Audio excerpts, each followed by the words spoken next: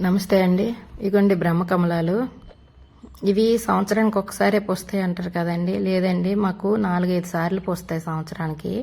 అయితే ఇవి ఆషాఢంలో చాలా ఎక్కువగా పూస్తాయండి. అదే సీజన్ అనుకుంటాను. ఆషాఢంలో చాలా ఎక్కువ పూస్తాయి.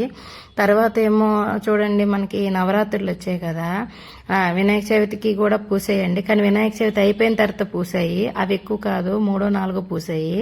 ఆ తర్వాత నవరాత్రుల్లో కూడా అంతేనండి, నవరాత్రులు అయిపోయాక పూసాయి. అంటే అది నేను వీడియో తీయడానికి కూడా నాకు అవ్వలేదు, ఎందుకంటే అవి అప్పుడే విడవు అని అనుకున్నాను. కానీ అవి తెలియకుండానే విడిపోయి ఆ గోడ వైపు ఉండిపోయి నేను అబ్జర్వ్ చేయలేదు పెద్దగా. మొగ్గలు చూశాను కానీ అంత వేగంగా విడవ ఒక 10-12 రోజులు పడుతుంది అని చెప్పి నేను చూసుకోలేదు. ఏదో పనులు బిజీలో వదిలేశాను. అవి అక్కడ పాడైపోయేవి. తెల్లవారు సాయంత్రం మరుసటి రోజు సాయంత్రం చూసే వరకు. చూసారా, ఇప్పుడు ఇవి నవంబర్లో వచ్చాయండి.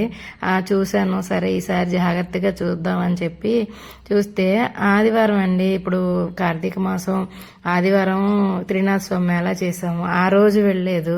సోమవారం నేను మొక్కలకి నీళ్ళు పోద్దామని వెళ్తే ఆ రోజుకి ఇదిగోండి 5 అప్పుడు ఇలా ఉన్నాయి.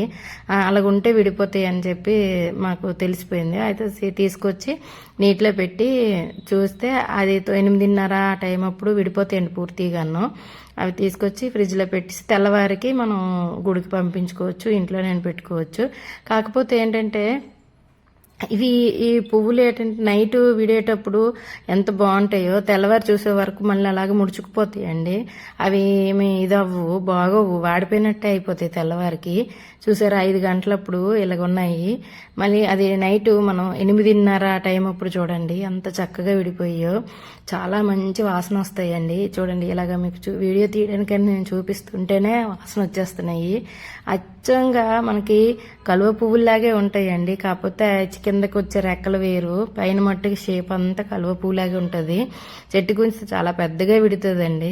అయితే ఎంత చక్కగా ఉంటాయండి ఈ పువ్వులు, చూడడానికి అలాగే ఉంటాయి. గుడిలో పెట్టినా బాగుంటాయి. నేను తెల్లవారి గుడికి తీసుకెళ్లి పెట్టానండి విష్ణు ఆలయంలో. థ్యాంక్ యూ అండి. Thank you for watching. Thank you so much.